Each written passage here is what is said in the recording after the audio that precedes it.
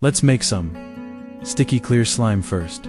Elma's clear glue is the choice of most slimers. I also used it this time, activated with a 2% borax solution. Notice the current state. We can feel that the slime has been activated and has become stretchy. However, if we add an activator at this point, it will be overactivated. It's soft and stretchy now, but it's too sticky. Adding a small amount of glycerin to this state won't solve the stickiness problem. However, adding a large amount of glycerin will only make the slime even stickier. This time, we're going to use a common substance in cosmetic surfactants. I use a coconut oil foaming agent, which is used in baby bath products, so it's very safe. Note that it's not coconut oil. Add approximately 5 to 10% of the weight of this slime.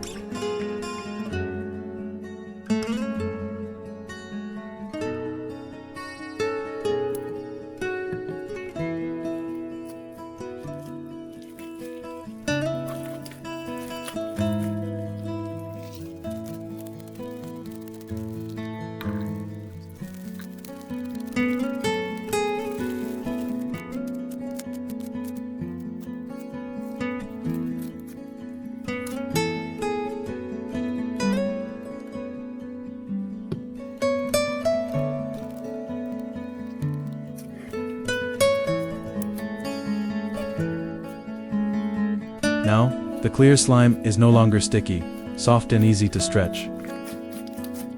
Some slimmers use contact lens solution to activate the slime, resulting in coated clear slime. This works on the same principle as my method, but the addition of the solution introduces other unnecessary ingredients.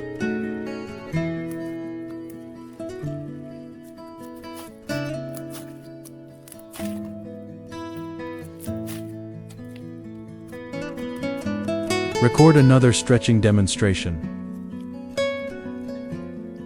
There are too many air bubbles. It looks like white glue slime.